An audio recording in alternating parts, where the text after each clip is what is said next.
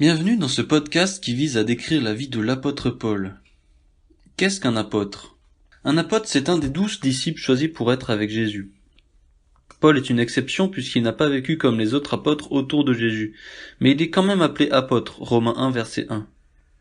Un peu de contexte.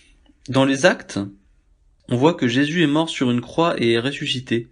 Il est monté au ciel à la droite de Dieu, et c'est le début de l'Église. Dans les Actes, c'est aussi la venue de l'Esprit à la Pentecôte. La période de la Pentecôte, c'est le 50e jour à partir de Pâques. Pâques, c'est une fête qui célèbre la résurrection de Jésus. Elle a lieu le 3e jour après la mort de Jésus, c'est-à-dire le dimanche. Les apôtres se font successivement arrêter puis relâcher car ils annoncent l'évangile au chapitre 5 des Actes. Au chapitre 7, Étienne se fait exécuter et dit cette phrase pleine de grâce, « Seigneur, ne les charge pas de ce péché ». Au chapitre 9, on voit Paul qui est un homme qui travaille à arrêter les chrétiens.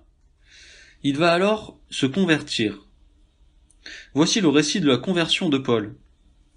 Paul est en chemin vers Damas pour arrêter ceux qui propagent l'évangile. Une lumière qui vient du ciel resplendit autour de lui.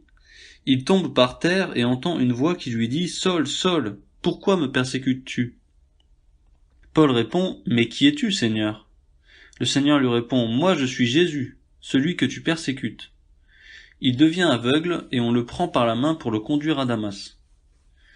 Il reste 3 jours sans voir, ni manger, ni boire. Paul a une vision dans laquelle un homme appelé Ananias va lui rendre la vue. Et Ananias a la même vision. Ananias a quand même peur puisqu'il connaît la bête en face de lui, il sait que Paul persécute les chrétiens. Mais il y va quand même et libère Paul du fait qu'il soit aveugle. Aussitôt Paul se lève et se fait baptiser. Il se met aussitôt à proclamer la bonne nouvelle dans les synagogues, lieu de culte des Juifs. Ceux qui avaient l'habitude de voir Paul persécuté sont donc étonnés, et les disciples avaient peur de lui au début, mais Barnabas leur raconte son histoire. Il y a toutefois un problème, les hellénistes, des Juifs ayant vécu en dehors du territoire d'Israël, cherchent à le supprimer. Les frères l'emmènent alors à Tars. C'est le début du ministère de Paul. Merci pour avoir écouté ce podcast. Je vous dis à très bientôt pour un prochain épisode.